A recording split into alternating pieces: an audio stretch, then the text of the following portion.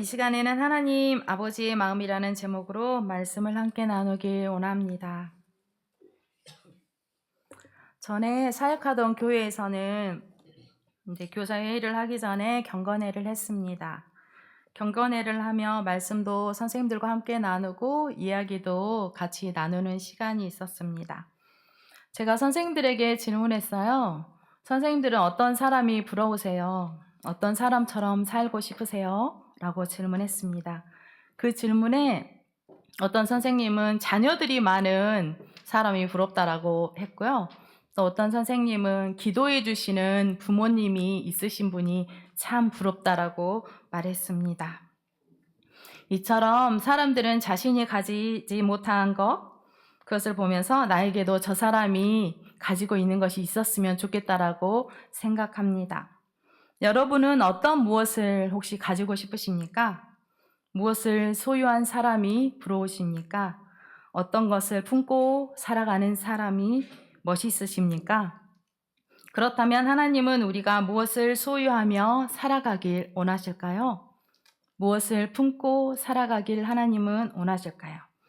오늘 본문 말씀은 누가복음 15장 1절에 의하면 세리들과 죄인들이 예수님의 말씀을 들으려고 예수님께 왔습니다.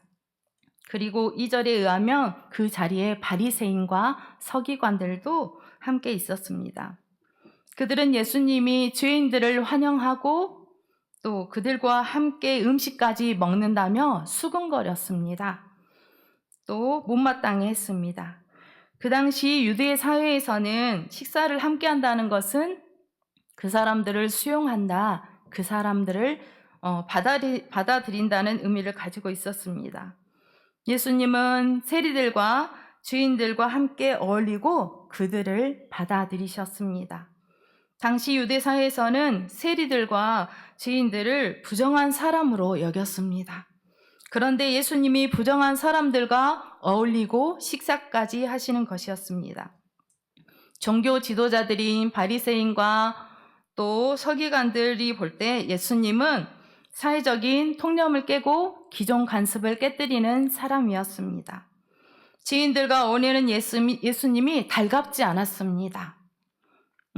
그들의 생각과 다르게 살아가고 있는 예수님이 마음에 들지 않았습니다. 누가복음 15장 3절에 의하면 예수님은 지금 모여있는 사람들 중에서 바리새인들과 서기관들에게 말씀하고 계십니다. 세 가지 비유를 사용하십니다. 첫째는 잃은 양을 찾은 목자의 비유이고요. 두 번째는 잃은 드라크마를 찾은 여인의 비유입니다. 그리고 오늘 본문 말씀은 잃은 아들을 되찾은 아버지의 비유입니다. 예수님께서 말씀하신 세 가지 비유 중 오늘 본문이 속한 세 번째 비유가 가장 깁니다. 11절에서 32절까지로 가장 깁니다. 예수님이 말씀하신 세 가지 비유의 공통점이 있습니다. 잃은 것에 대한 것입니다. 양을 잃어버렸고 돈을 잃어버렸고 아들을 잃어버렸습니다. 예수님은 모든 비유 속에서 잃었던 것을 찾았을 때 함께 즐기며 기뻐하시는 것에 대해서 말씀하고 계십니다. 예수님은 오늘 말씀을 통해서 하나님 아버지는 잃어버린 영혼에 대해 어떤 마음을 품고 계시는지에 대해서 말씀하십니다. 하나님 아버지는 잃어버린 영혼을 불쌍히 여기시고 사랑하시고 따뜻하게 품어주십니다. 본문 20절 말씀입니다. 우리 다 함께 읽겠습니다. 이에 일어나서 아버지께로 돌아가니라. 아직도 거리가 먼데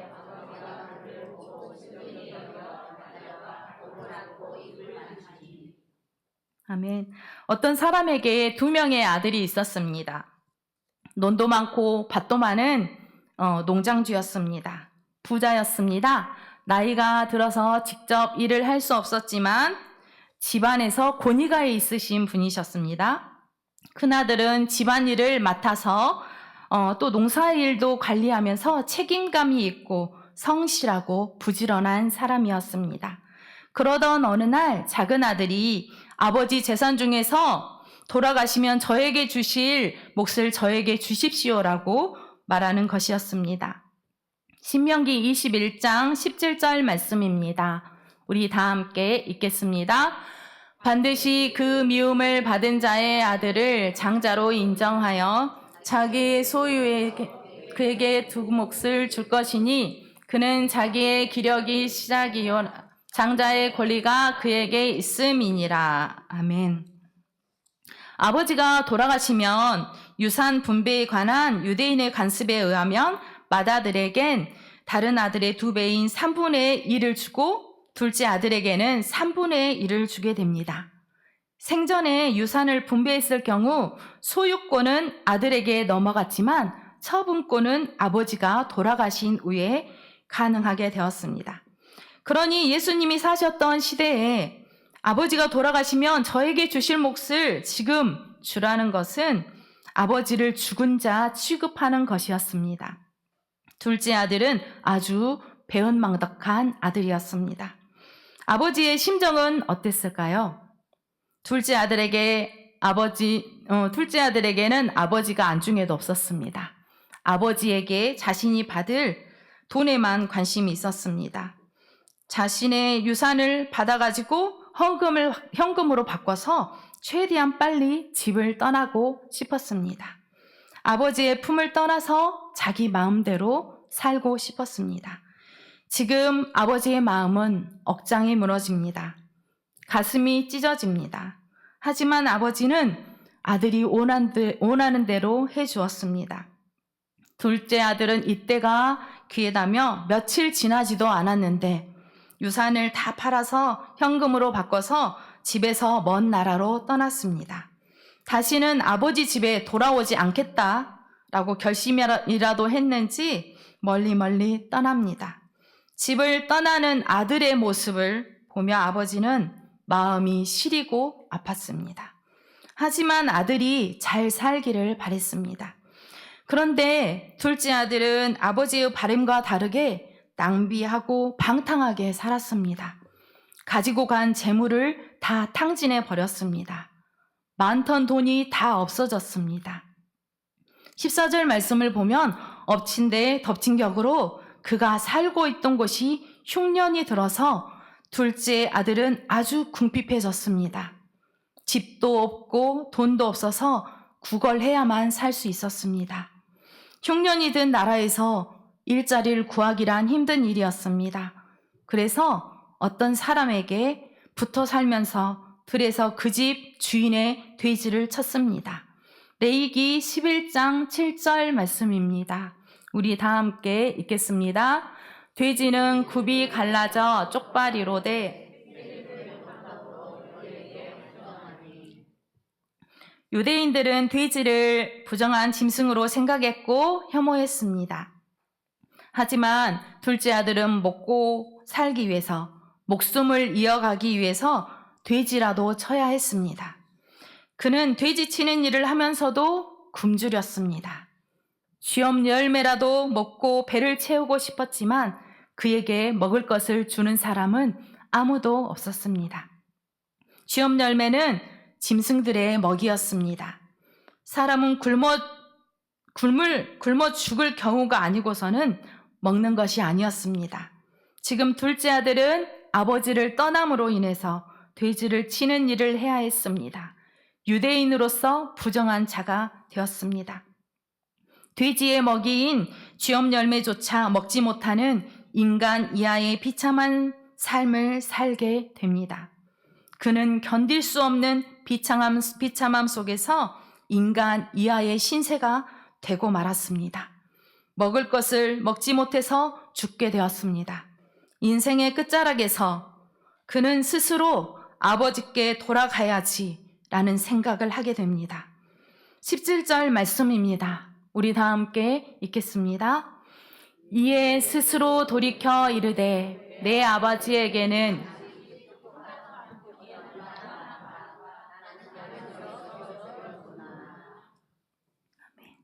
스스로 돌이켜라는 원문의 의미는 자신에게로 돌아오다입니다. 둘째 아들은 제정신이 들다 정신을 차렸다라는 의미입니다.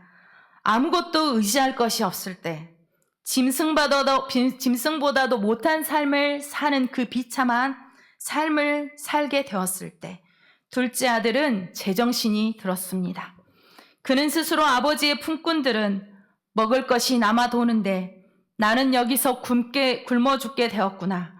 아버지에게 돌아가서 하나님과 아버지께 죄를 지었다라고 말하며 더 이상 아버지의 아들이라 불릴 자격이 없으니 저를 품꾼으로 삼아 주십시오 라고 말해야지. 혼잣말을 합니다. 그리고 일어나 아버지가 계시는 집으로 스스로 갑니다. 본문 20절 말씀입니다. 새번역입니다.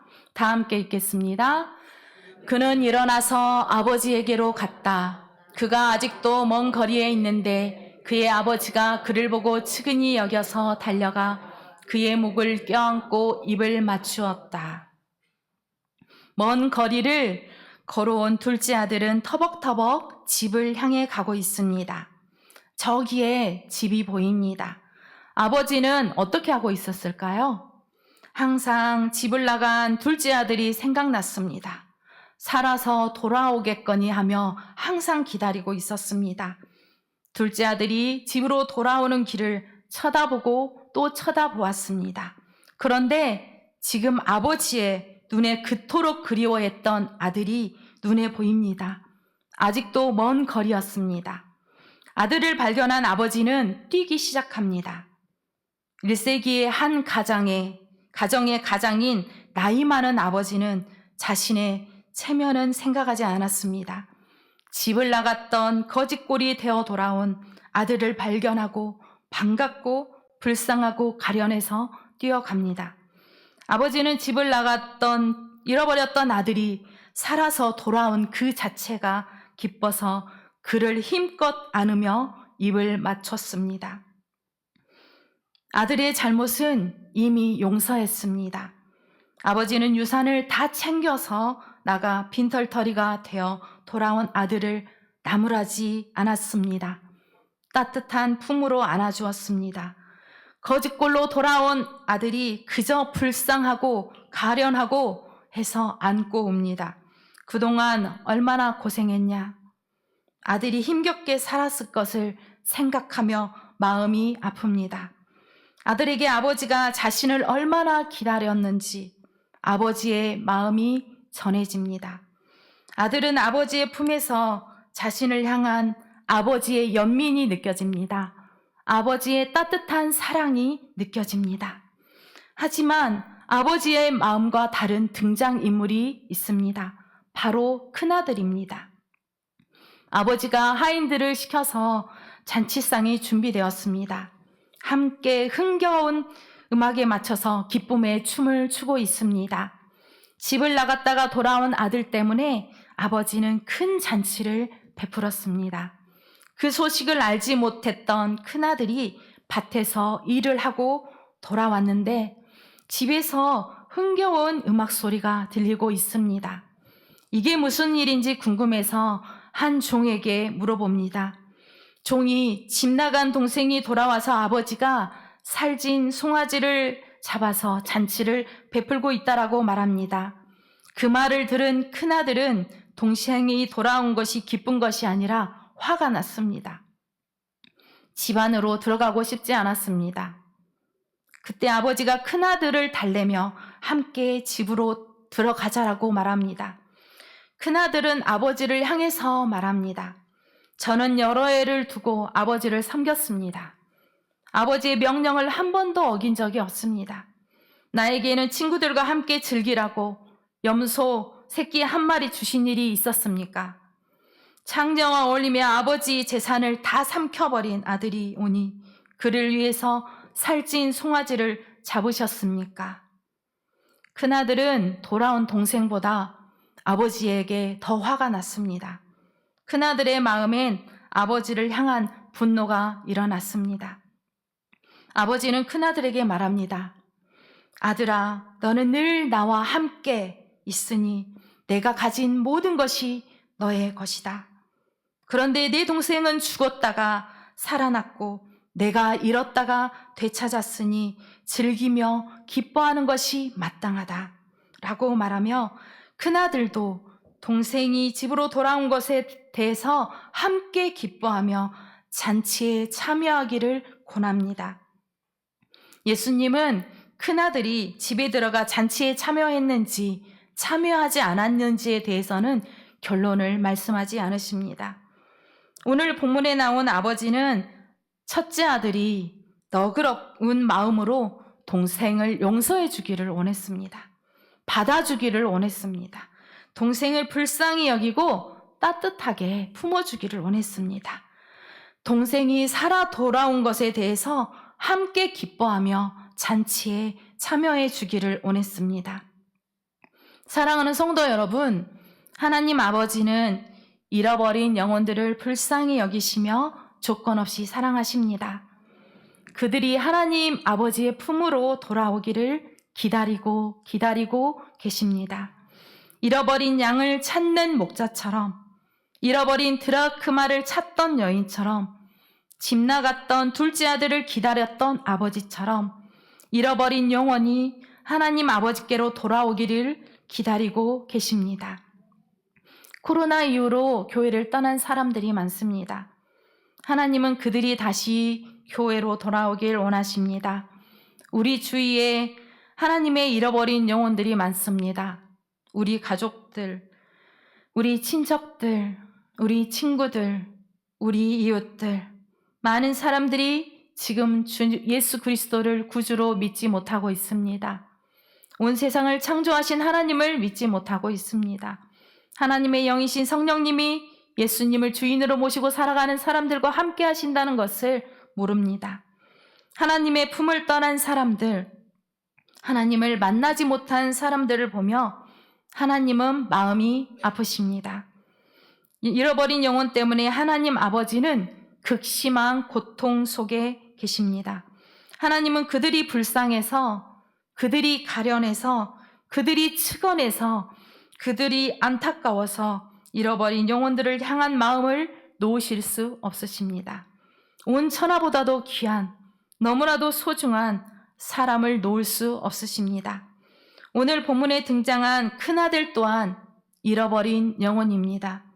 아버지하고 함께 살고 있습니다. 착실하고 성실하고 책임감도 있습니다. 이처럼 교회 안에도 주일 예배에 빠지지 않고 참석하고 또 헌금도 하고 교회에서 봉사도 많이 합니다. 그리고 기도도 하나님께 은혜롭게 합니다. 그리고 교인들이 믿음이 너무너무 좋다라고 칭찬합니다. 하지만 그의 깊은 마음에 바리새인처럼 자신은 의롭다라고 생각하지만 다른 사람을 하찮게 여기는 마음이 있습니다. 다른 사람을 불쌍히 여기는 마음이 없습니다. 그렇다라면 그는 바리새인과 같은 큰아들일지 모릅니다. 교회도 열심히 다니고 봉사도 열심히 해서 하나님께 속한 것 같지만 하나님을 닮지 않았습니다. 하나님의 은혜로 우리가 먼저 하나님을 아버지라 부르게 되었습니다. 예수 그리스도를 주님이라고 부르게 되었습니다. 사랑하는 성도 여러분, 하나님 아버지께서는 잃어버린 영혼을 향한 마음이 있으십니다. 조건 없는 사랑으로 불쌍히 여기시고 측은히 여기십니다. 하나님 아버지께 돌아오기를 간절히 기다리고 계십니다. 하나님 아버지께 돌아와 예수 그리스도를 구주로 모시고 살아가며 참 생명을 얻기를 원하십니다. 그리고 하나님은 먼저 믿은 우리가 하나님의 자녀로서 하나님의 마음을 갖길 원하십니다. 다른 사람을 귀하게 여기길 원하십니다.